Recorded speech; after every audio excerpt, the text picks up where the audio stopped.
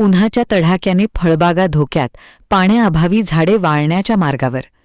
यवतमाळ जिल्ह्यात वाढत्या उन्हाच्या तीव्रतेमुळे शेतकऱ्यांसमोर मोठे संकट उभे राहिले आहे. शेतातील फळझाडे जगवणे कठीण झाले असून नव्याने लागवड केलेल्या फळबागाही धोक्यात आल्या आहेत. या हंगामात लागवड झालेली रोपे उन्हामुळे जळाली आहेत, तर काढणीला आलेल्या आंबा आणि संत्रावर्गीय पिकांवर काळी डाग पडत आहेत. भूजल पातळी खालावल्यामुळे विहिरींनी तळ गाठला असून बोरवेलही कोरड्या पडल्या आहेत. परिणामी शेतातील बांधावर लावलेली फळझाडे पाण्याअभावी वाळत चालली आहेत.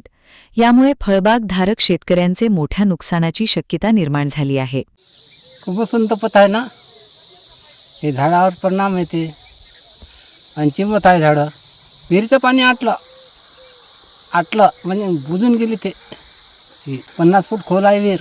झाडं चिकूचे, मोसंबीचे, संत्र्याचे, निंबाचे, सीताफळाचे, नारळाचे, आंब्याचे लावले आहे. हो, हे झाडाला पूर्ण पाण्याशिवाय झाडच नाही जगत. हव्यानं गराडानं पुढून गेले, इतकी हवा येते. कोंबड्या काना लाय करते मी मरते का. एक दीड खंडी कोंबडी आहेत आमच्यापाशी. कोंबड्यावरही परिणाम झाला आहे ना. हो. काय होऊन राहिलं कोंबड्याला? आता त्याला पाणीच नाही आहे. थंड बसायला थंड पाहिजे त्याला. त्यासाठी पाणी टाका लागते आम्हाला. मी तर चरतच नाही ते अजिबात. बिलकुल नाही वाजत तर जाग्यावर राहायचं कोंबडी साऱ्या दिवसही भर. कोंबडे मरत एकदम लाय करते ना. काय काय परिणाम होता उन्हाचा?